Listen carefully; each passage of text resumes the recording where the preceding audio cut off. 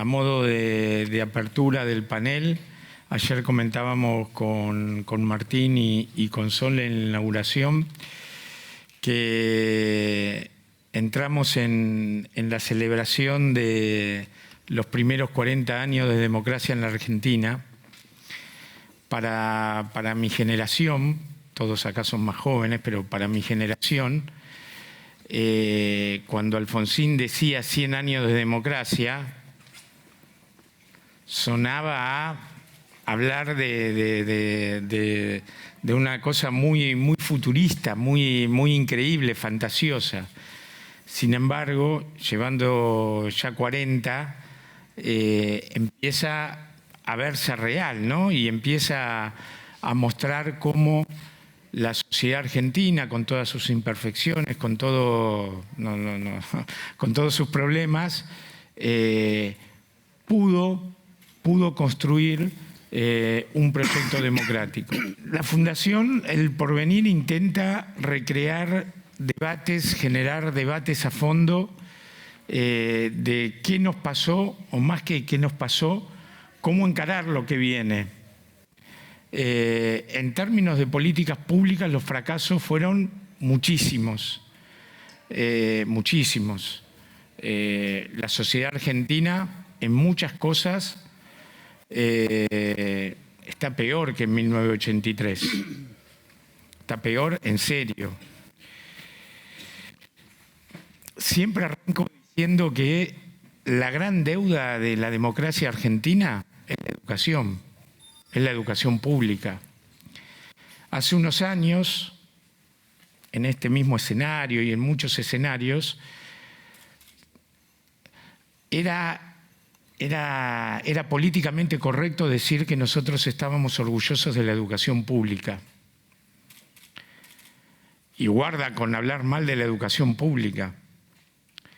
Y la verdad, yo siempre contaba el mismo ejemplo, cuando era decano de la facultad, la universidad pública mantiene su prestigio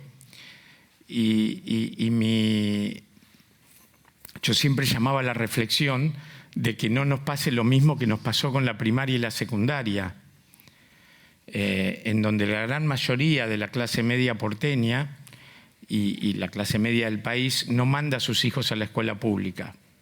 Entonces, cuando yo escucho políticos, docentes, autoridades, lo primero que pregunto cuando hablan de la escuela pública como un orgullo, lo primero que pregunto es: ¿vos dónde mandás a tus hijos?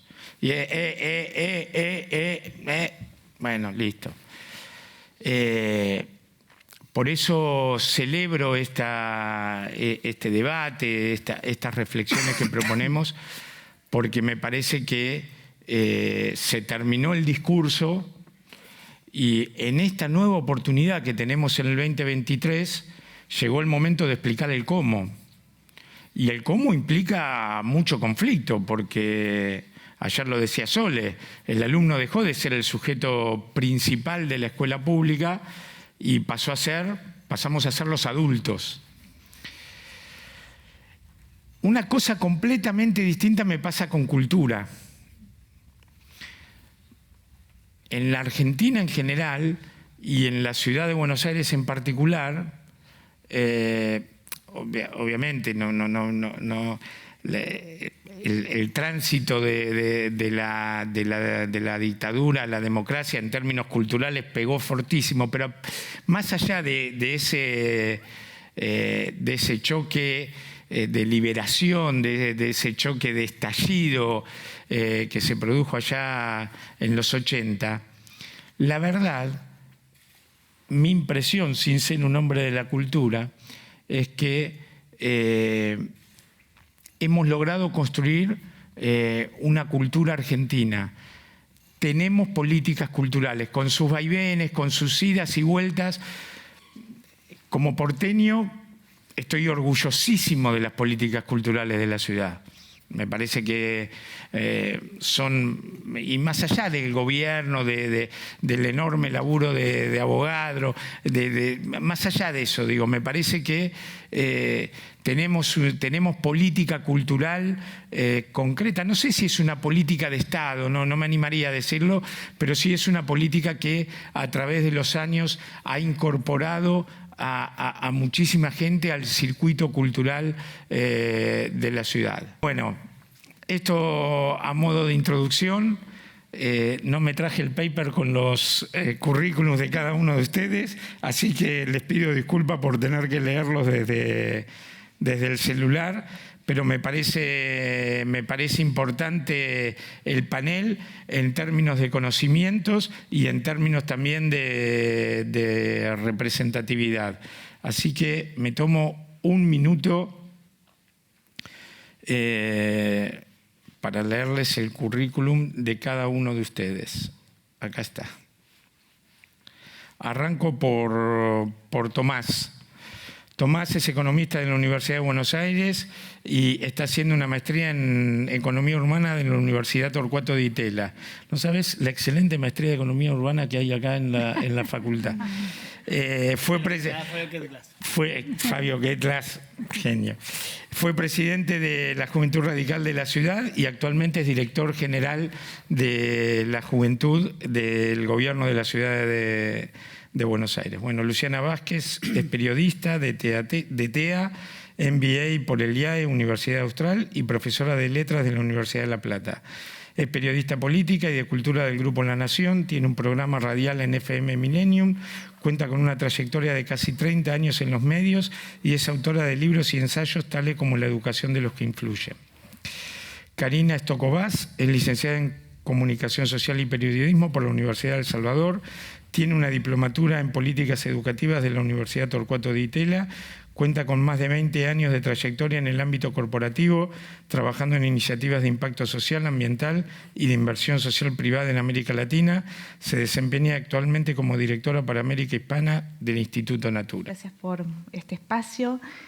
Soy Karina Estocobás, trabajo para la fundación de la empresa Natura, que hace muchos años viene invirtiendo en educación y recientemente tomó la decisión de separar la inversión social privada de la empresa, creando esta fundación. Tenemos origen en Brasil, por eso quizás voy a contarles algunas cosas que veo interesantes como referencia, ¿no? En algunos de los otros países de Latinoamérica.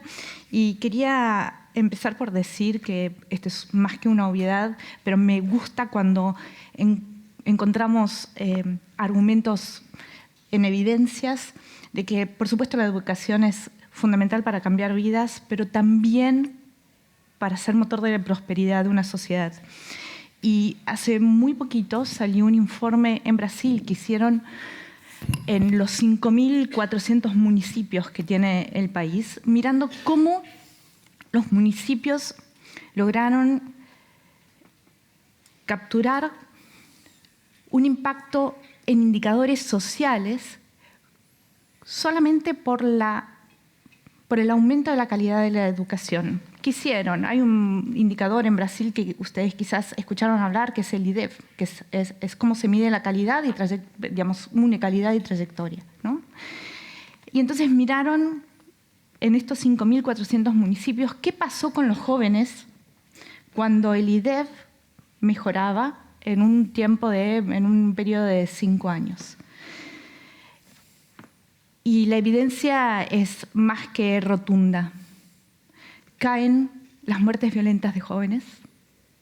Cuando se mejora un punto porcentual el IDEF, caen las muertes violentas de jóvenes. Por supuesto, aumenta exponencialmente la tasa de generación de empleos, así como la matrícula en las universidades. Voy a dejar este documento con el equipo por si alguien tiene ganas de mirarlo. Es esto, lo sabemos, pero cuando traemos evidencia, ¿no? Cuando tenemos datos para corroborar aquello que pensamos que es, me parece bien interesante, por eso lo traigo. Entonces no hay dudas que además de garantizar este derecho de cada uno de los jóvenes, también hay un impacto concreto en el desarrollo de la sociedad. ¿Y cómo estamos acá?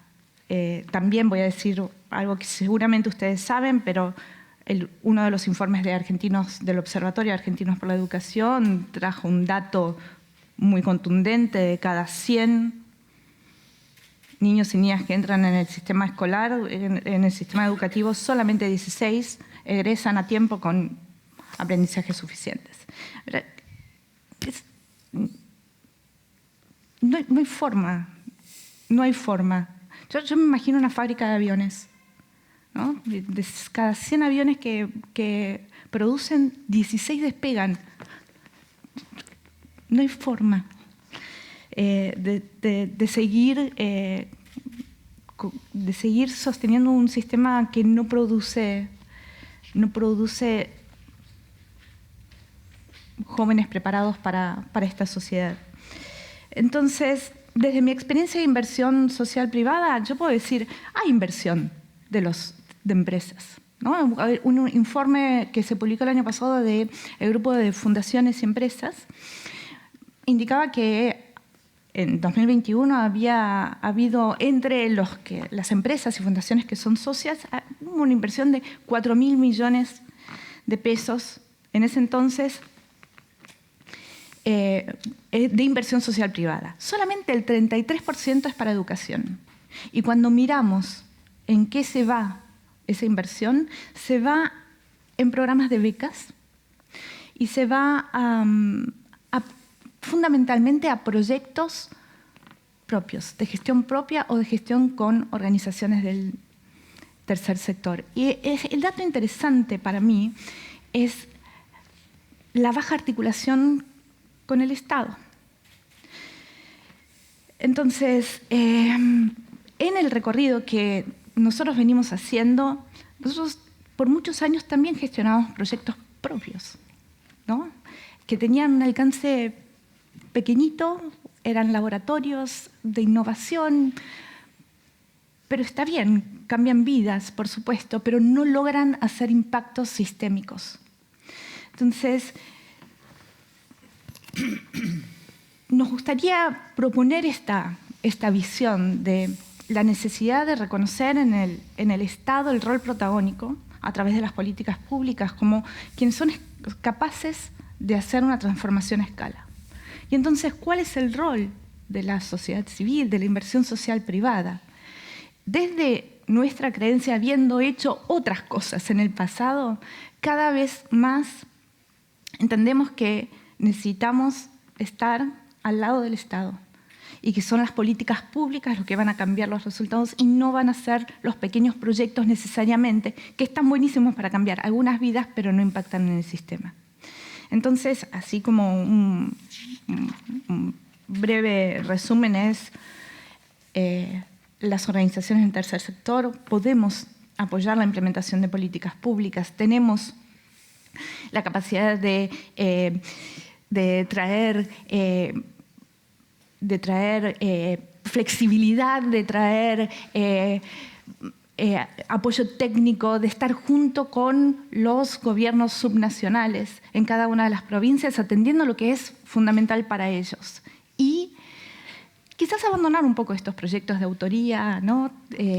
Para convergir y apoyar en realidad a donde los estados necesiten. No es una cuestión de traspaso de fondos, no necesita haber un traspaso de fondos a los estados, pero sí un apoyo mucho más flexible, osado, a estar trabajando junto con los estados. Quería terminar contando lo que estamos viendo, y traigo Brasil porque es el país en donde Instituto Natura tiene una larga trayectoria y se muestra como, sin ser perfecto, por supuesto, como una referencia a tener en cuenta, ¿no? Y lo que estamos viendo es que las organizaciones de empresarias, fundaciones, hasta de familias, lograron articular, no todas, algunas fuertes, con capacidad de inversión, lograron articularse en una misma agenda sistémica de la educación, que ¿Qué significa esto? Que no están apoyando proyectos diversos que creo que más es peor, ¿no? Que se necesita, yo imagino a las escuelas o a los ministros que les llegan 15 propuestas distintas que quizás no tienen ninguna forma de articular ni integrar a su quehacer y a sus necesidades. Entonces, ¿qué estamos viendo? Estamos viendo organizaciones fuertes del tercer sector con capacidad de inversión y con mucha capacidad técnica, apoyando algunos temas consensuados con un consenso mínimo. No tiene que ser un consenso absoluto, un consenso mínimo de cuáles son los temas prioritarios y de cuáles son los cómo. ¿Sí? ¿Qué se necesita hacer al lado del Estado, al lado de los gobiernos subnacionales? Y en ese sentido aparecen como organizaciones que trabajan en la incidencia, en la producción de conocimiento, en el desarrollo de estas propuestas técnicas que van a acompañar luego a los estados subnacionales y las organizaciones apoyando a los estados. Los resultados en Brasil de aprendizaje, de trayectorias que estuvieron estancados por mucho tiempo, aparece ahora una tendencia positiva. ¿Es por esto? Seguramente no. No solo. Sin embargo, creo que hay ahí una punta para mirar y reflexionar sobre qué podríamos hacer distinto en nuestro país, porque de hecho los cambios no están llegando. Entonces, seguramente eso exige una nueva forma de pensar. Esto es lo que quería traerles desde la experiencia de la inversión social privada y otra vez agradezco la posibilidad de conversar con ustedes. Muchísimas gracias. La verdad que yo quiero contar un poco cómo fue, por lo menos mi experiencia desde la gestión. A mí me tocó asumir en la Dirección de Juventud con 25 años en diciembre de 2019. Se imaginan que pensar políticas en torno a la juventud es un poco diverso y complejo, ¿no? Creo que hablar de la juventud es hablar de un contexto, un grupo etario en un momento determinado, atravesado por cuestiones simbólicas y culturales propias de nuestra generación. Y en ese entorno tenemos un montón de vertientes y desafíos por dónde encarar, ¿no? Digo, podríamos hablar de educación, podríamos hablar de empleo, podríamos hablar de desarrollo económico, podríamos hablar de acceso y promoción de la cultura, podríamos hablar de cómo nosotros nos vinculamos con la infraestructura urbana, es decir, cómo somos los que más utilizamos medios de transporte público. Entonces, tener una perspectiva juvenil en el desarrollo de la ciudad es fomentar este tipo de herramientas. Y también podríamos hablar de el bienestar integral, que empieza a ser algo muy, muy importante para esta nueva generación, ¿no? Hablar de qué mirada del mundo tenemos hacia adelante, cómo queremos empezar a tener otro tipo de convivencia, que yo eso lo determino cultura cívica, y ahí incluyo muchas veces todo lo que está vinculado a perspectiva de género, a sustentabilidad, y también a repensar un poco sobre las soft skills, las habilidades blandas, que creo que algo es hoy bastante demandado en un mercado de trabajo muy dinámico y que cambió. ¿Por qué digo que cambió? Y creo que acá voy a empezar a hacer un poco el vínculo entre educación y economía también, ¿no? Nosotros tenemos todo un modelo educativo, una legislación laboral, un sistema de seguridad social que no lo rediscutimos hace casi 40 años. Digo, hubo algunas discusiones superfluas que parecieron ser más parches que discusiones profundas sobre el sistema. Y sin embargo, el modelo productivo es distinto. Digo, pasamos en un momento del campo a la industria y hoy pasamos de la industria a los saberes. Porque digo, hoy lo que más aporta valor en términos económicos son los conocimientos que tienen las personas y cómo esos conocimientos los aplican a los distintos procesos productivos. Entonces digo, es muy difícil pensar de que nos desarrollemos hacia otro lugar si seguimos replicando las mismas lógicas de un modelo industrial o agroexportador, sin contemplar que tanto la industria como el sector agroexportador se desarrollaron en estos últimos 30 años a partir del conocimiento, de cómo la ciencia, la tecnología y la educación se aplica a estos sectores. Y ahí creo que hay una oportunidad muy grande desde la ciudad, y ahí sí lo vamos a hablar desde la evidencia, ¿no? Ahí está demostrado, la ciudad genera cerca del 90% de la exportación de servicios de la Argentina, Y como dije recién, los servicios son intensivos en capital humano, son intensivos en personas. En cambio, obviamente, el sector minero, el sector agroexportador, el sector industrial pueden prevenir de que nosotros no tengamos que importar, pero hoy por hoy no son tampoco tan intensivos en capital humano y son como algo un poco más extractivos, si lo podríamos poner en algunas palabras. ¿A dónde quiero ir en un congreso de educación y trabajo?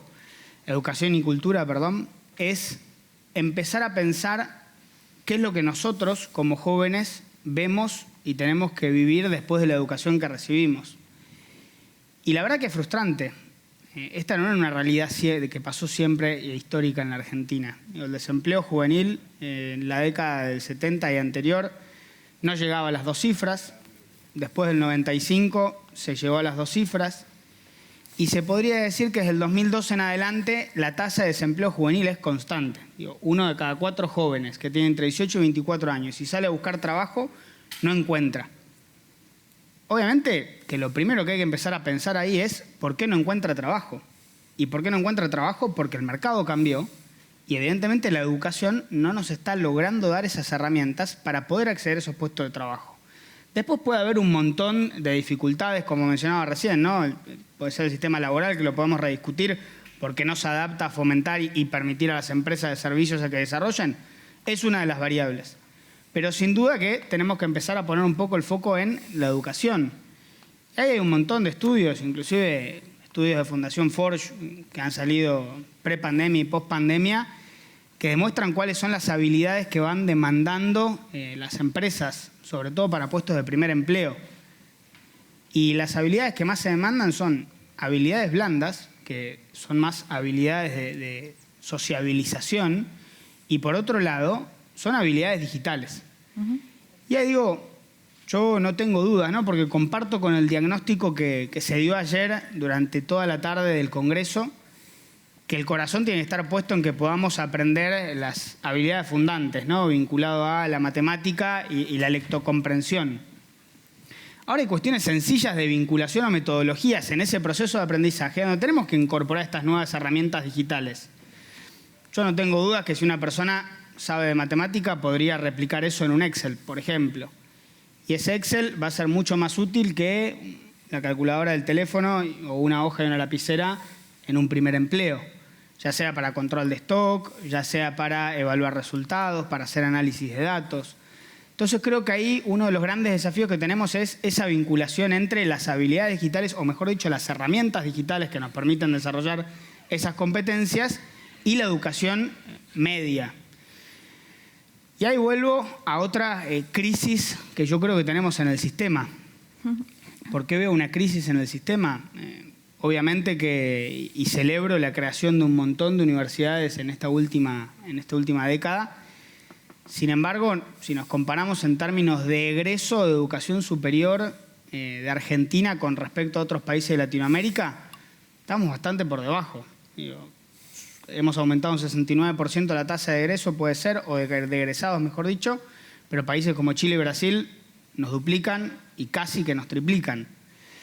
Si hablamos de quiénes acceden a la educación superior, ¿es verdad que los quintiles de menores ingresos hoy tienen más posibilidades de acceder a la educación superior?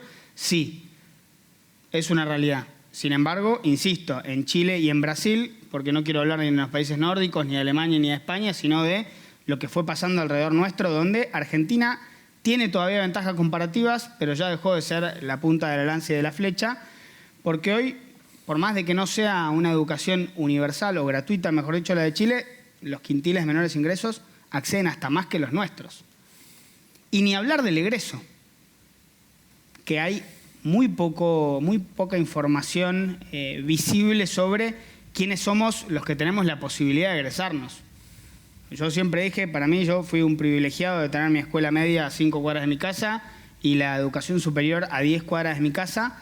Lamentablemente esto no le pasa a todos los jóvenes argentinos y eso va limitando las oportunidades que tienen las personas después de progresar y terminar la educación superior y acceder a un trabajo de calidad. Entonces yo acá lo que planteo es empezar a rediscutir quiénes son los que hoy hacen que esa tasa de desempleo sea alta. Y muchas veces, si lo vemos en la ciudad, y esto es algo que se refleja y es mucho más preocupante en el interior del país, tenemos una tasa de desocupación joven en el cordón norte que es del 15%, pero la vemos en zona sur y es del 35%, o sea, es el doble. Y si vemos a qué educación acceden los jóvenes del cordón norte con respecto a los del cordón sur, ahí vemos que los del cordón sur tienen muchas más instituciones educativas públicas en ese contexto, por una situación también de vulnerabilidad, bajos ingresos, con respecto a lo del norte, donde la matrícula privada es mucho más alta. Entonces yo creo que ahí el desafío es empezar a focalizar.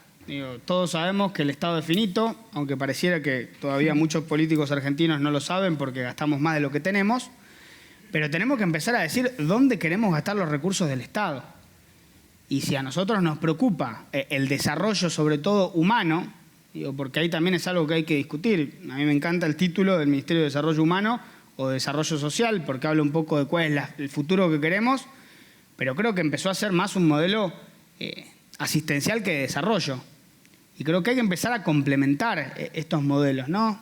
Y de vuelta, por eso voy yendo y viniendo, ¿no? Como poniendo varios temas que me parece que hablan también del modelo de educación y el modelo de país que tenemos hacia adelante. Por ejemplo, en Uruguay está el INEFOP, que es el Instituto de Formación Profesional, donde las personas que están en situación de desocupación van, golpean la puerta, dicen, me quedé desocupado, le dan obviamente el seguro de desempleo y con ese seguro de desempleo le dan una oferta de formación acorde a cuáles son las demandas que existen en el mercado de trabajo. Aparte, un seguro de desempleo bastante más abarcativo, ¿no? Hoy el seguro de desempleo en la Argentina es de 25.000 pesos, por más de que vos ya está cobrado 150 o 100.000.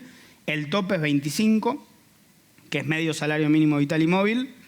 En cambio, en Uruguay, el seguro de desempleo puede llegar a ser hasta 350% el salario mínimo vital y móvil.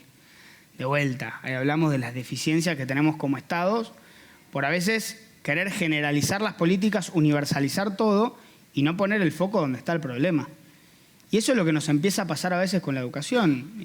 Es evidente, es notorio, creo que hay un común acuerdo de que hoy tenemos que poner los esfuerzos en garantizar becas para aquellas personas que están en un contexto de mayor vulnerabilidad para que tengan la terminalidad educativa media, de calidad, que les permita desarrollar competencias, y superior. Ahora, hay que empezar a discutir el cómo y sobre quién vamos a querer poner el foco, porque ya 20 años pasaron de esta situación. Y 20 años de esta situación estamos hablando de 4 generaciones de jóvenes que no consiguieron trabajo, que no tenían las competencias para conseguirlo, y que les aseguro que si vos tuviste de tus primeros 12 años, 8 sin poder trabajar, va a ser muy difícil que seas competitivo en un mercado de trabajo anclado en los saberes y el conocimiento. Y la brecha socioeducativa de la Argentina va a ser cada vez más profunda. Entonces yo creo que el foco, tenemos que empezar a tratar de vincular estos dos mundos que parecieron estar aislados, sin olvidar de los contextos, ¿no? No solo buscar esa eficiencia donde la persona logre después insertarse, sino sobre todo entender en qué contexto está. ¿Por qué es que no logra insertarse?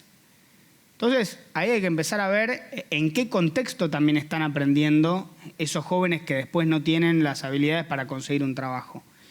Y ahí es, creo que, la verdadera discusión que nos tenemos que empezar a dar sobre la educación media en la Argentina, de poner el foco ahí, que son los jóvenes que tienen problemas notorios. Nosotros ahí hicimos un programa, por ejemplo, justamente apalancándonos en el tercer sector, trabajando en conjunto con IESEC, que es una organización de jóvenes líderes internacional, y con la FUBA, que es la Federación Universitaria de Buenos Aires, donde invitamos a los jóvenes también a ser protagonistas de esta nueva construcción, ¿no?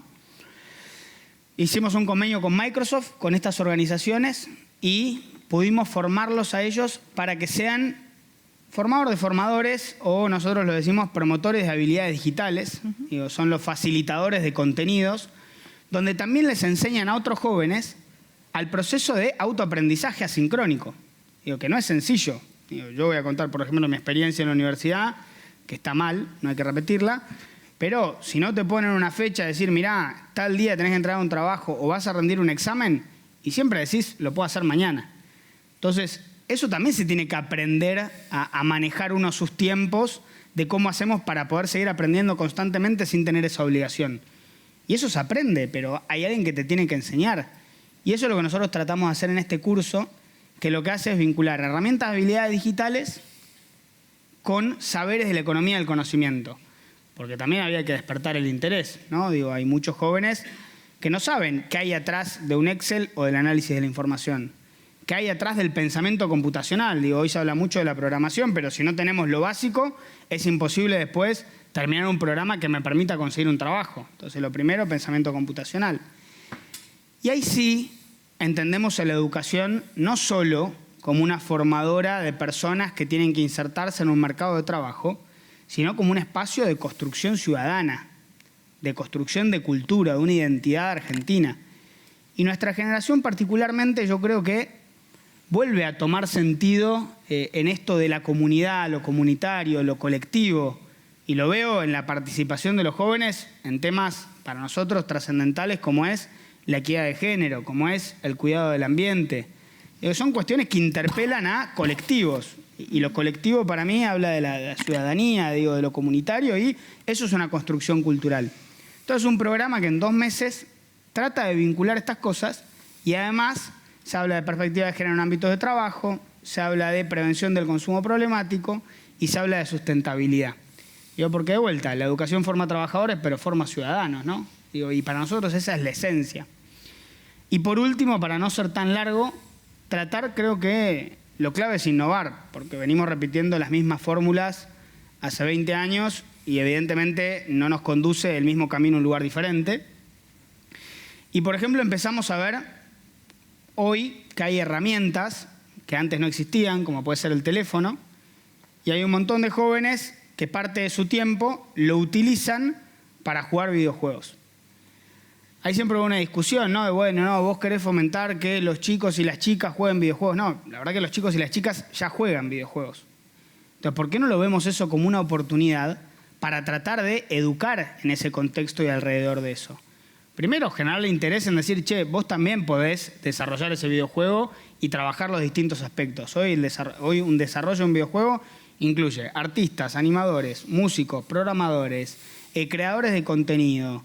Hay un montón de oficios alrededor de esta industria. Eso por un lado. Por el otro, más desde lo lúdico, también de habilidades que te sirven a lo largo de la vida. Si los chicos ya están ahí, ¿por qué no le damos cierta contención pedagógica de que puedan desarrollar la competencia de manejar la frustración? Yo la verdad que no tengo hijos, pero sí lo he vivido en carne propia. Seguramente algunos de ustedes con hijos ven cuando, o hijas, están jugando algún juego en el celular, en la compu o en la Play, se enojan y algunos revolean el joystick, otros que tapaban la tele, otros que se van medio como enojados.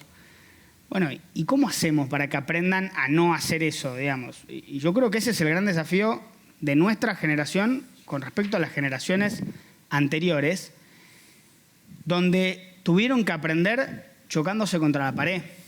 Y creo que nosotros tenemos la obligación de, a nuestra generación, empezar a abrirles un poco la puerta y decirle, mirá, la puerta está por ahí, ¿por qué no pensás? Te va a convenir, si querés jugar mejor, respirar profundo, tomar un vaso de agua, pensar en qué te equivocaste y hacerlo bien. Y eso es hablar de habilidades socioemocionales también, ¿no? Ni hablar que se pueden desarrollar también competencias de comunicación alrededor de un videojuego, porque si trabajás en equipo, que es otra habilidad también, y te comunicás bien, vas a ser más competitivo. Entonces creo que hay que tratar de romper a veces estas fronteras que nos autoimponemos culturalmente para cambiar el paradigma, y encontrar oportunidades donde a veces vemos problemas. Yo creo que eso está lleno y me parece elemental salir de los eslóganes y hacer este tipo de congresos y actividades para invitarnos a reflexionar y hasta inclusive a no compartir. Porque creo que lo más rico va a surgir hasta en personas que pensemos diferente y tengamos que encontrar un punto medio entre lo que piensan unos y los que piensan otros. Yo creo que ese es el gran desafío y este congreso es la representación de salir de esa comodidad de discutir eslóganes para entrar en lo profundo, lo importante, que es cómo queremos cambiar el sistema y cómo queremos que ese sistema realmente atienda y resuelva los problemas de los que más tienen, de los que más problemas tienen. Entonces, ahí es donde de verdad vamos a empezar a salir de este, para mí, sendero de decadencia en el que entró la Argentina, que parece fuerte ponerlo en estos términos, pero creo que a veces hace falta amarrarnos un poco para darnos cuenta de que hablamos mucho de igualdad, hablamos mucho de equidad, pero en la práctica no existe. Esa igualdad de oportunidades terminó siendo una falacia y la tenemos que romper, porque hoy la desigualdad que existe en la Argentina y lo segregada que se encuentra es preocupante. Y era una sociedad que antes no pasaba. Y tenemos que volver a ese verdadero modelo educativo que sea gratuito, porque lo es, que sea universal, que lo es, pero que garantice que el que menos tiene, termine. Porque hoy ingresa. Pero lo primero que me dijeron a mí en una de las aulas cuando accedí a la universidad fue: mírense entre ustedes, son 100, se van a recibir 5. Y hoy estoy seguro que eso encima debe ser peor, y los que nos egresamos somos los que tuvimos posibilidades toda la vida. Muchas gracias. Yo soy periodista, como ustedes saben. Hace muchos años que sigo el tema educativo muy sostenidamente y hablo con todos los participantes de ese tema, de ese gran elefante que es toda la sociedad, ¿no? Porque están los individuos, las familias que estuvieron alguna vez en el sistema educativo o tienen a sus hijos y a sus parientes, a sus familiares en el sistema educativo, y todo argentino, toda persona tiene algo que decir sobre el sistema educativo por su experiencia pasada, por la experiencia presente de sus hijos. De manera que hay voces, todo ciudadano se siente autorizado para decir algo sobre la educación. Es positivo y es un problema también. Hablo con los especialistas en educación que están en el mundo académico o están en la política pública, que son corresponsables de la situación educativa de la Argentina, ¿no? 40 años. Si ponemos el plazo 40 años de democracia, hay una clase intelectual que está instaladísima en el sistema educativo desde, primero como jóvenes que entraban a esa política pública y siguen presentes. No hay nadie joven en la dirigencia argentina, llegado 40 años de democracia. Está el empresariado argentino. Yo lo he escuchado a Karina compararlo con Brasil. Es muy interesante Brasil, porque Brasil, en los 2000, cuando empiezan las pruebas PISA, Brasil en algunos momentos está por debajo de la Argentina en esos rankings, pero mejora. Tiene problemas de pobreza y de equidad, pero los mejora. Chile parte también de lugares parecidos o un poquito por arriba de Argentina en estos rankings de PISA que vienen de los años 2000, de los principios de los 2000, y mejora. Sube. Si la curva de América Latina es esta, Chile está por acá. Y Argentina está como acá mientras otros lo pasan. Brasil tiene un empresariado muy poderoso, una burguesía nacional que se ha globalizado, que está dispuesta a sostener, por ejemplo, una institucionalidad en relación a las políticas antiinflacionarias. Es decir, es un empresariado que paga costos, por ejemplo, aceptación del aumento de tasa de interés, política recesiva, pero para contener la inflación que se dio en los últimos 2 años, ese debate hace un año, cuando entonces digo, es un empresariado que tiene una visión de destino nacional que el empresariado argentino no tiene y que suele poner la plata en proyectos de autoría para destacar de una manera filantrópica egocéntrica su participación, para poner plata en 1000 chicos que sí le transforman la vida. A un solo chico que transforma la vida es importante, pero nunca saltan la escala, elaboran diagnósticos con poco input. Hay algo ahí de una comodidad en el gesto filantrópico que tampoco termina funcionando. Y después la dirigencia política, ¿no? Porque hacemos el balance de 40 años, pero la dirigencia política argentina, los políticos de referencia están ya hace muchos años. No son políticos que no intervinieron en las gestiones educativas o en las gestiones políticas de nación o de provincias, incluyo la Ciudad de Buenos Aires también, en los últimos 40, 20, 30, 10, 15 años, en algunos casos con políticas con gestiones sostenidas durante muchos años. Y aún en esos casos, pienso en la provincia de Córdoba, que tiene a un ministro que viene siendo ministro desde hace muchos años, que tiene indicadores interesantes, pero que también tiene deudas sociales enormes, o la ciudad de Buenos Aires, que también tiene indicadores interesantes, pero un distrito rico no ha logrado marcar una diferencia de calidad educativa respecto del promedio nacional de Chile. Entonces, digo, el problema educativo es recontra serio, como son todos los problemas en la Argentina. Son 40 años de un fracaso masivo del sistema de políticas públicas en todos los niveles, porque uno analiza todos los indicadores que intervienen en el hecho educativo, por ejemplo, los indicadores de pobreza y de indigencia, y Argentina con el doble de gasto, triple de gasto de Chile, de Brasil. Hay un estudio muy interesante de Sarazaga y de Schipani, de la Fundación Fundai y de la Fundación de Sarazaga, que demuestra Bolivia, Chile y Brasil gastan mucho menos en gasto social y han mejorado sus indicadores de pobreza y de equidad exponencialmente. Argentina gasta muchísimo más, doble, triple que algunos de esos países. No ha logrado acortar la brecha entre pobres y ricos. Y bueno, y sabemos, la pobreza ha crecido. Chile la redujo en términos de sus propios indicadores el 40%, país neoliberal. Entonces digo, hay indicadores,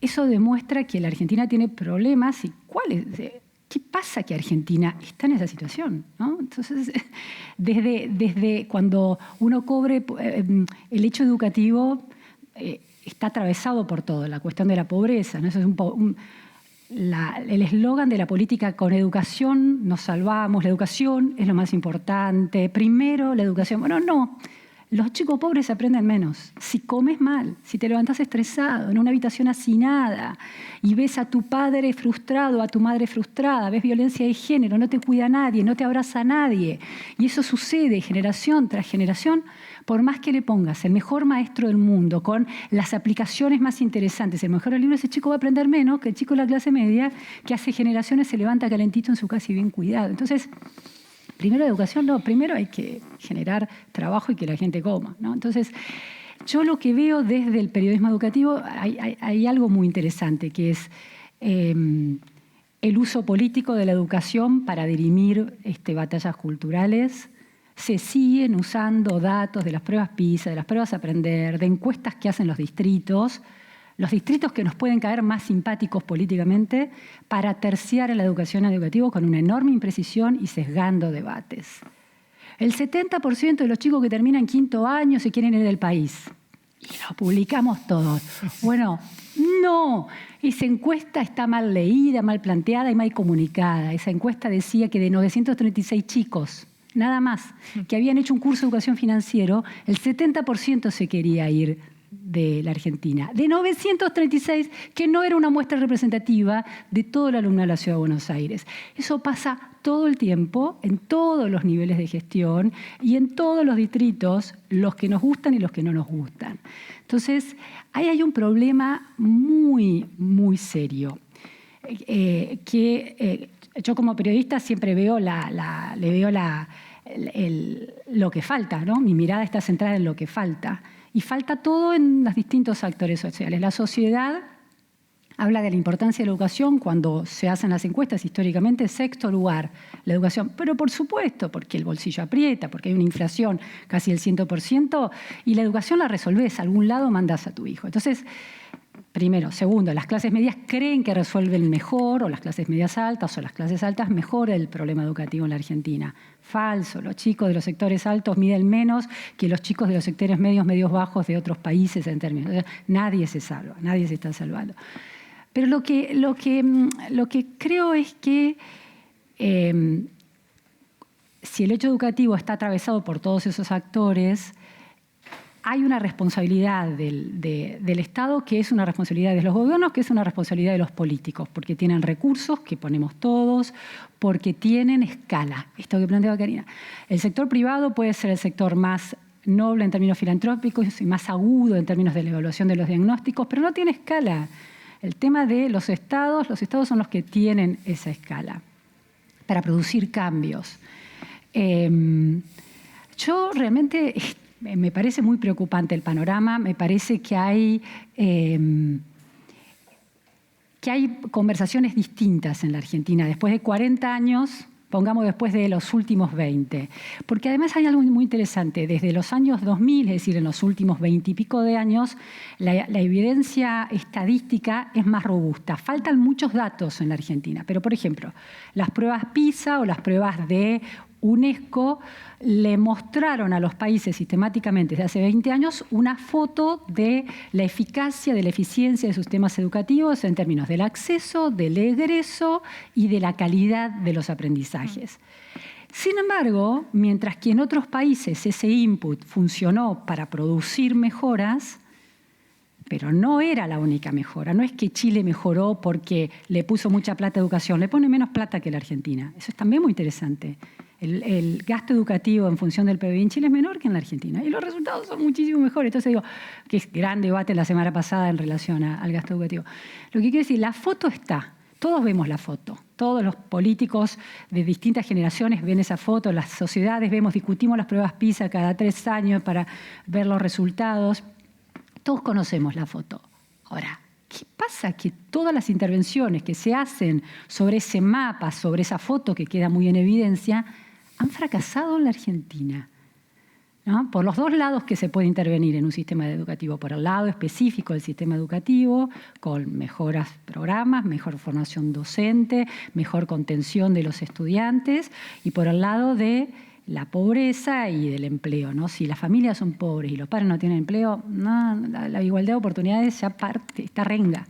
Entonces, la Argentina no logró eso. Entonces, me parece que ahí hay una enorme interpelación a la sociedad, por un lado, porque dice que la educación le importa, pero evidentemente el modo en que linkea esa importancia que le atribuye a la educación con su voto no termina de funcionar. Y un vacío a la hora qué dirigente se vota para producir un cambio en el sistema educativo. No hay gestiones exitosas en educación en la Argentina y no las hay desde hace mucho tiempo. No importa el color político del que se hable. Y eso es un espejo muy importante para la dirigencia política en el balance que hace de los 40 años. Yo tengo una hipótesis, porque también, interpelación sobre los medios de comunicación. Ese titular del 70% de los chicos de 5º año de la Ciudad de Buenos Aires se quiere ir del país. Imagínense si eso fuera real. Es un número enorme. Y se publicó, se viralizó como una información falsa. Entonces, sostenida también por las autoridades en la explicación de esa encuesta. Entonces digo, ¿qué pasa con los medios de educación que reproducimos? Yo no, pero reproducimos, yo no y otros colegas tampoco, digo, ¿no? Uno puede cometer errores siempre, el periodismo comete errores en público, por supuesto, pero la viralización de una información que está mal construida es muy grave. Entonces, podría decirlo de otros distritos. Digo eso porque me resuena todo el tiempo eso que pasó hace poquito, en septiembre, y porque hay gente aquí que conoce la gestión educativa de la ciudad. Entonces digo, desde los medios de educación, la importancia de la sociedad, de la educación a la sociedad. Bueno, en las audiencias eso no se refleja. El espacio de la educación en los medios de comunicación hoy ha crecido un poco después de la pandemia, pero históricamente en los últimos 20 años fue perdiendo lugar. La respuesta es porque no hay anunciantes que quieran poner plata en eso. Entonces ahí hay varias cuestiones. Sí, hay una sociedad que dice que le importa la educación, pero en términos concretos no le interesa tanto. No hay... voy a volver a eso. Por otro lado, eso se linkea con el interés que tienen los anunciantes o no. Los medios son medios de comunicación porque viven de las anunciantes también, ¿no? Entonces, bueno, si tengo que decidir dónde hago mi inversión como director de un medio, a una sección de educación o a la sección de economía y negocios, ¿no? La economía les importa a todos, a la sociedad, a los empresarios, a los anunciantes, a todos.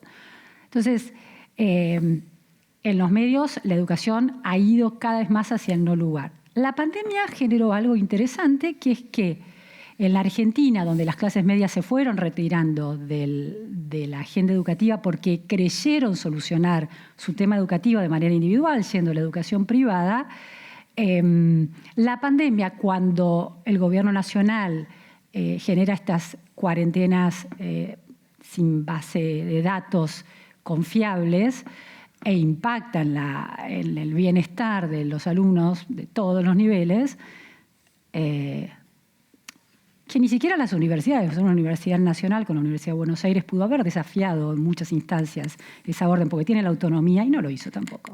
Digo, tampoco es que el gobierno nacional Alberto Fernández, tampoco lo hizo la Universidad de Buenos Aires. Entonces, cuando eso pasa, hay un efecto interesante que le da el surgimiento de padres organizados, que es que por primera vez las clases medias, que son las que construyen agenda, que son las que retroalimentan, son parte de la construcción de agenda, les pasa algo, es decir, es un sufrimiento común a la clase media y a las clases bajas. Mientras las clases medias se retiran en todo este proceso democrático, en los 40 años de democracia las clases medias se retiran de la educación pública. Es muy interesante. Es decir, ese sistema educativo del pasado que mencionaba Tomás, que elogiamos como un sistema glorioso de eficiencia de la educación pública, tengo malas noticias. Recibí en el secundario a un 12% de los chicos que terminaban la primaria. Era un sistema de enorme segregación. ¿Pero por qué? Porque había una Argentina del mundo del trabajo que funcionaba más allá de calificaciones de nivel secundario y de nivel terciario y universitario. Podía absorber a una clase obrera con muchísima calidad, porque estaba yendo a la escuela primaria. La escuela primaria universal llega en la década del 80, o sea, es un largo proceso de que se establece en el siglo XIX, pero tarda un siglo casi en convertirse en tener cobertura universal en la Argentina. Entonces digo, hay algunos mitos en relación a lo que era la educación igualitaria, igualdad de oportunidades. No, la Argentina era un país muy segregado también, pero ¿qué pasaba? El sistema educativo no generaba segregación social, había un sistema, había una inclusión en el mundo del trabajo, una economía que crecía, que incluía más allá de las segregaciones de un sistema que todavía no tenía una capacidad de absorber población. Es en estos 40 años de democracia que pasa algo muy interesante. Se llega a la universalidad en la escuela primaria y con la Ley de Educación Secundaria de 2006, la educación se establece como obligatoria hasta quinto año y entra 1,5 millones, quizás estoy siendo imprecisa con la cifra, de estudiantes a la escuela secundaria cuyos padres no habían estado en la escuela secundaria, generaciones, y eso transforma, ese ingreso de estudiantes de bajos recursos a la escuela secundaria de forma tan masiva que se da en este proceso de la democracia argentina, un Estado fallido no tiene recursos para absorber. Es como a una sopa le incluís ingredientes con bajos nutrientes en términos de capital cultural. O sea, serían chicos con enormes déficits culturales y además déficits alimenticios y además déficits nutricionales en una democracia que ya hacía agua por todos lados. Ese es el problema. O sea, es paradójico. Este sistema democrático es muchísimo más igualitario en términos de acceso que este sistema educativo de la democracia es más igualitario en términos de acceso a la primaria, ya estaba, pero se consolida, y a la secundaria y a la universidad, porque ingresan más chicos de sectores populares, después vemos si egresan. En términos de acceso, digo, entra, les abrió la puerta, le dijo, si es obligatorio, tienen que venir acá, es la base para que puedan crecer. Es más igualitario que el del pasado que extrañamos y, sin embargo, ha podido hacer menos con esa apertura de aulas. No los pudo retener, no pudo construir saberes para la inmensa mayoría, no solo para los pobres que ingresaron, sino tampoco para las clases medias y una bajísima porción de las clases medias y de las clases altas. O sea, le falló a todos. Entonces, para establecer algunas distinciones importantes, la democracia abrió, en términos de acceso, es mucho más democrático el sistema educativo, que es de mayor oportunidades que el sistema anterior, del que yo me gradué, y nuestros padres y nuestros abuelos, bueno. Y sin embargo, no hizo nada con eso. Y otros países lo hicieron, sí, Chile, Uruguay, Perú, 70% de informalidad en Perú. Perú ha reducido la pobreza y el sistema educativo peruano es una excepción en América Latina porque crece como así, en términos de las pruebas PISA, es una curva de crecimiento así empinadísima que no para de crecer en términos de mejora de su calidad. Entonces, Es muy difícil el pensar la Argentina realmente, es muy difícil. Pero no cometamos el error de usar los 40 años como, bueno, y ahora es nuestra oportunidad. Bueno, la clase dirigente que está hoy celebrando los 40 años de democracia hace 5, 10, 15, 20, 30 años y 40 años, algunos de ellos, que está interviniendo en las decisiones de gasto, de política pública en Argentina, sin ningún tipo de beneficio para la Argentina. Problema enorme. La sociedad, los empresarios, los medios. Yo tengo una hipótesis que es que en sociedades uno piensa las sociedades donde el periodismo educativo es más vigoroso. Chile, Brasil, Estados Unidos, Inglaterra, Francia, los medios periodísticos en esos países, debe haber otros, pero yo miro muy atentamente esos países, son muy vigorosos en términos de sus secciones de educación, para cubrir en todos los niveles, para cubrirla desde, porque el hecho educativo es el sistema educativo con todos sus niveles y la especificidad de todos sus niveles, pero también son cuestiones culturales, cuestiones de pobreza, cuestiones heroicas, ¿no? Porque ¿qué hace el periodismo? Cuenta las pruebas PISA, las tomas, los actos heroicos del chico que llega descalzo o del maestro que va, no importa si nieve, llueve o truene, o hace periodismo comunitario contando la filantropía empresarial. Es muy difícil encontrar un periodismo educativo que interpele al poder, que interpele a los políticos con nombre y apellido. Hay una dimensión moralista del periodismo educativo que no, para mí es poco interesante. ¿Y qué pasa? Me parece, yo creo que hay algo de un estado de cosas que la Argentina... la instancia educativa, la política y la sociedad dice que le importa la educación, pero la Argentina es una sociedad muy poco igualitaria en el acceso al trabajo. Es decir, la red de contacto es muchísimo más importante que los pergaminos, que el currículum, que las credentials, ¿no? La competencia por una posición de trabajo en términos de credenciales educativas en la Argentina pesan mucho menos. No, porque no pesa, en Chile están el acceso a la universidad es a través de un examen de ingreso. En Brasil también. En Estados Unidos hay una instancia de mérito que se discute mucho, la noción de mérito.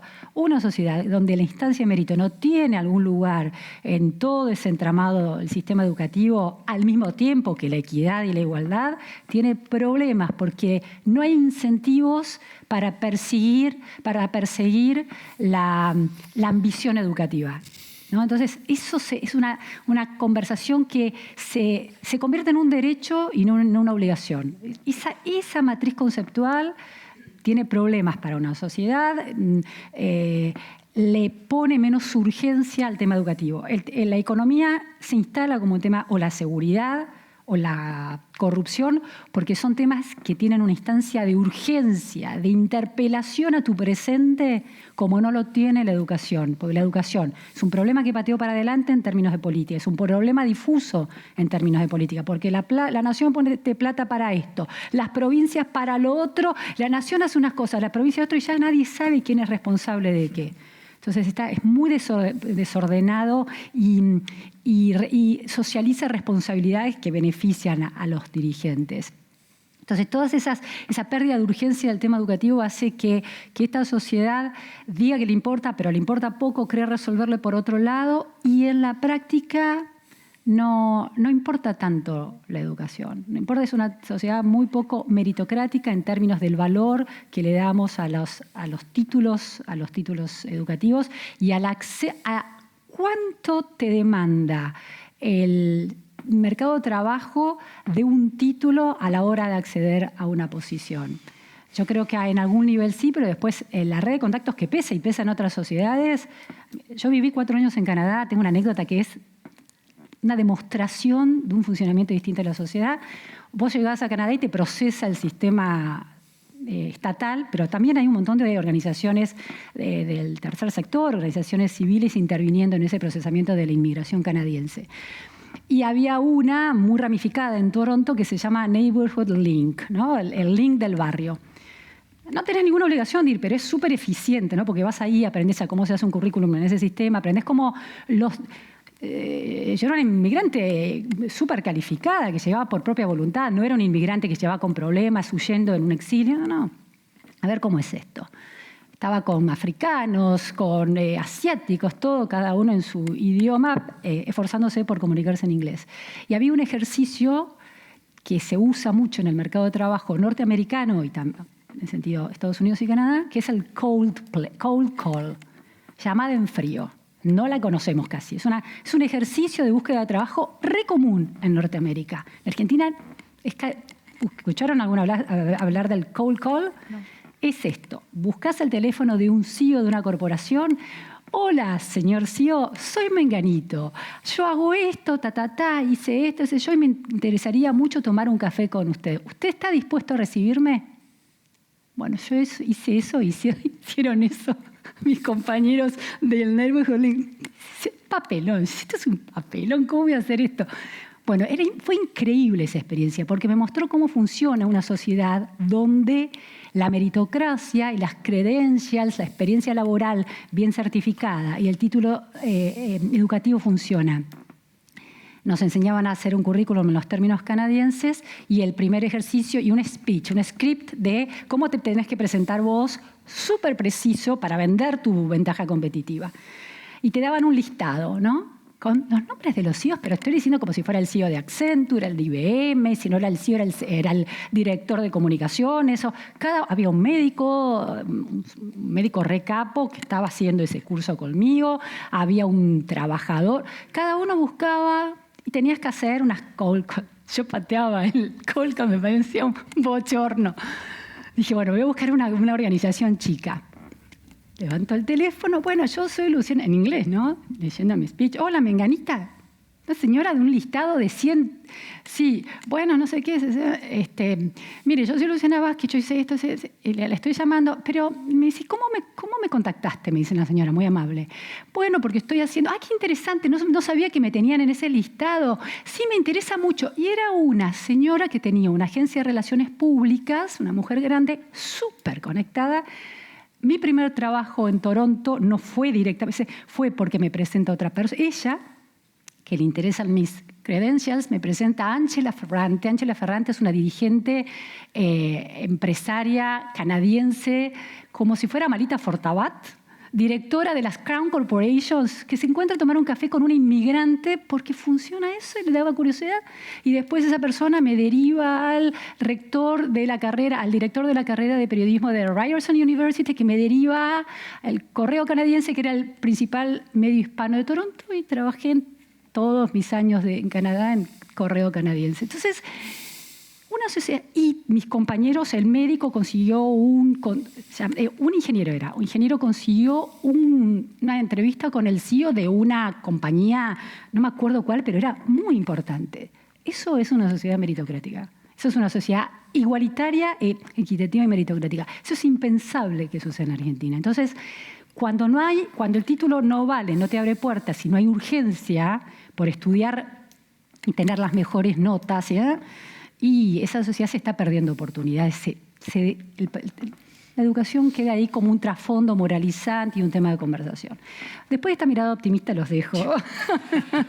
Hasta acá llegué. Gracias. Nos quedan 15 minutos. Yo tengo una pregunta para cada uno. La voy a hacer porque estoy acá. No sé si a lo mejor alguno del público quiere hacer alguna pregunta. Arranquemos con el público y después yo hago las preguntas. ¿Cómo se puede crecer como país si no hemos todavía resuelto algunos problemas que vienen de 500 años de historia? Una sociedad meritocrática era la época colonial. No, el acceso a la universidad en la época colonial no era meritocrático. Meritocrático es cuando se supone que no importa tu pertenencia de origen, sino por tus propios méritos, la idea de meritocracia es mérito, accedes a una posición escasa a la que muchos quieren, es decir, una competencia a partir de méritos propios, sino por una pertenencia o por un origen de cuna, como era muy claramente en el siglo XIX el acceso a la universidad. Si Sarmiento es una excepción, es porque era alguien de un sector popular que se enojó mucho, por ejemplo, porque no pudo entrar al Nacional Buenos Aires, ¿no? Entonces digo, no era una sociedad meritocrática, ni igualitaria, ni meritocrática, era una sociedad elitista en ese momento. Una pregunta para Karina. Vos hablás de las organizaciones del tercer sector, las empresas que quieren colaborar con el Estado, y hablás que el objetivo tendría que ser trabajar en conjunto con el Estado. ¿hay en la Argentina un Estado capaz de recibir esa colaboración con cierta capacidad de coordinación? Yo te cuento, nosotros tenemos en la Ciudad de Buenos Aires una experiencia muy positiva en términos de lo que es el mecenazgo en la industria cultural, y estamos empezando a recorrer un camino en términos de lo que es las pasantías con las empresas, que no me animo todavía a evaluar, digamos, ¿no? La evaluaremos seguramente con el tiempo. Sí. Pero vos crees, o tu experiencia en la Fundación Natura, ¿hay un Estado que puede coordinar, puede servir de instrumento para que esa ayuda sea concreta y sea válida? Yo creo que sí. En la experiencia particular de Instituto Natura estamos trabajando en 8 provincias, con 8 provincias de muy distintos pensamientos políticos, y creo que cuando la inversión social privada es estratégica, que esa es una evolución que también desde el sector privado podemos hacer, entonces hay interlocutores que están súper abiertos a poder trabajar en conjunto. Entonces, ¿por qué? Porque esa inversión social privada puede traer flexibilidad, puede traer apoyo técnico, puede traer cuestiones que a nivel de las provincias son más complicadas de tener por la burocracia del Estado, y está muy bien que, digamos, cada sector funciona como funciona. Entonces, la combinación de esa articulación es muy válida. Entonces, por un lado, desde el sector empresario necesitamos pensar más estratégicamente nuestra inversión y participación en la educación. Y desde el sector público yo veo que las puertas están abiertas y sí, hay capacidades para articular, sin duda. Y una pregunta un poco a Tomás y a Luciana. Vos, Luciana, haces un diagnóstico, escuchándote, arrancaste con los pedagogos, después los empresarios, después los políticos, los periodistas y por último la sociedad, sí, en donde efectivamente, haciendo el análisis de lo que pasó en estos 40 años con la educación, uno dice, y todos tienen su parte de culpa, ¿no? Y yo lo escuchaba a Tomás hablando tanto del acceso a la igualdad, y yo digo, ¿podremos cambiar las cosas si siempre tenemos los mismos eslogans? Esta defensa de la educación pública, esto de lo políticamente correcto, tenemos que garantizarle la misma educación a todos. ¿No formará parte también de que a lo mejor los desafíos pasan por modificar algunos paradigmas, algunas cuestiones que no podemos discutir porque forman parte de lo indiscutible? Entendiendo que cambió el mundo del trabajo, que cambiaron muchísimas cosas. Recién hablaban de los títulos, las certificaciones. En el Estado se sigue pidiendo el título universitario, nadie sabe bien para qué, ¿no? Sí, no hay muchos, salvo algunas profesiones específicas, empresas privadas que sigan pidiendo título universitario como una cosa, no pasa mucho eso. Entonces digo, ¿no será el momento de cambiar algunas ideas que tenemos hace siglos para mover un poco, a ver si somos capaces de hacer algo distinto? Sí, a mí me parece interesante construir una matriz conceptual y una conversación basada en esa matriz conceptual que tenga como eje en la educación, que integre esos preceptos políticamente correctos, porque son valiosos y centrales en una sociedad, como igualdad y equidad, pero que le dé muchísima más precisión y complejidad, porque la igualdad y la equidad no se construye necesariamente.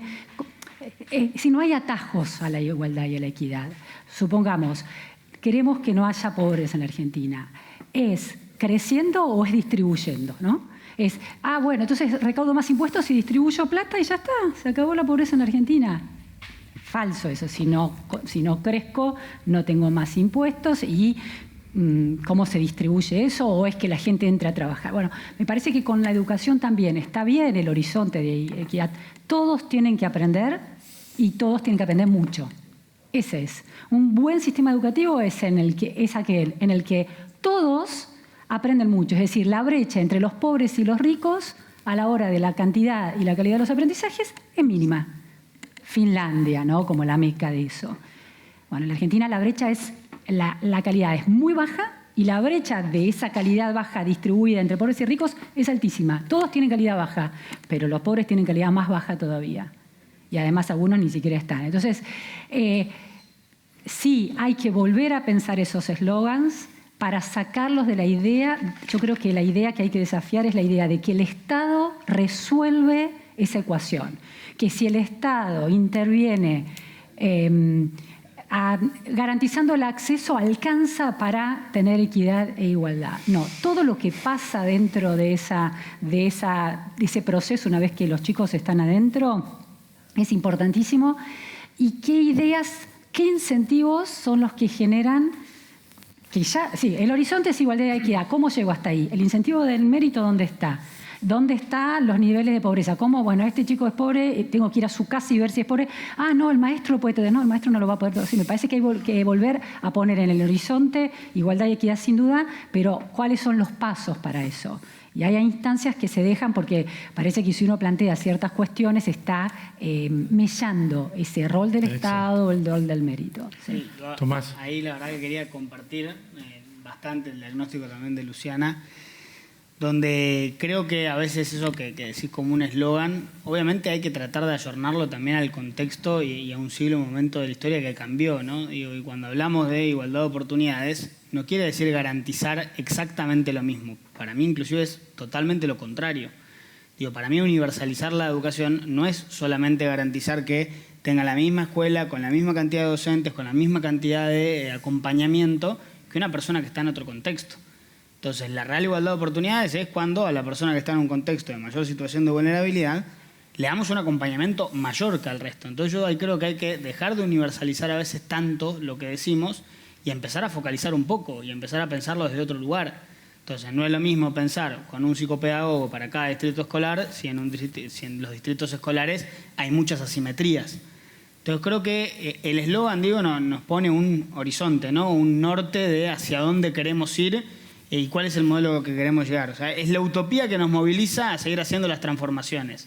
Ahora, en el medio de esa utopía que a nosotros nos interpela y nos hace querer reformar el sistema educativo, tenemos que empezar a pensar estas políticas focalizadas para atender a estas personas que no llegan a ese mismo contexto.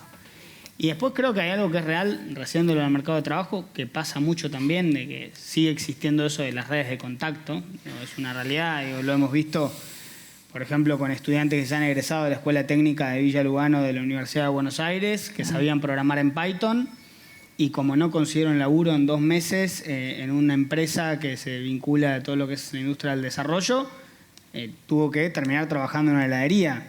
Bueno, y obviamente que también es válido y es una oportunidad de trabajo y demás. Ahora, la igualdad de oportunidades, estoy seguro que si hubiese sido yo, con 18 años, un joven varón de 18 de Recoleta que sabía programar en Python, muy probablemente hubiese terminado trabajando en una empresa de industria de desarrollo.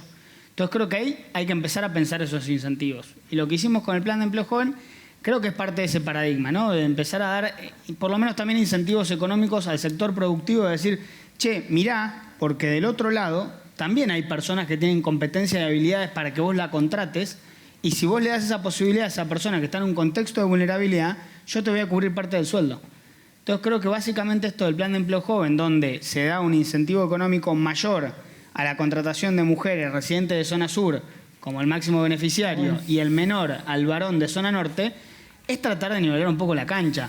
¿Es suficiente? No, seguro que no. ¿Es perfecto? No. Creo que es una política que hay que ir mejorando a lo largo del tiempo. Y eso es otra cosa que hay que cambiar, para mí, de la política, donde entramos en un modelo que básicamente busca el éxito de un programa en un momento particular cuando apenas lo lanzamos, y las políticas públicas exitosas se desarrollan a lo largo del tiempo, porque se van mejorando, porque se van adaptando, se va evaluando, se mira, se vuelve a generar un cambio y ahí se va haciendo una política en largo plazo. Entonces creo que hay que salir de ese reduccionismo o esa mirada que empezamos a incorporar, donde importa más lo que se dice que lo que se hace y lo que se ve, al fin y al cabo. Porque es más importante construir un relato alrededor del tema, esa utopía, que cómo transitamos para llegar ahí. Muchísimas gracias. Bueno, muchísimas gracias a todos. Gracias.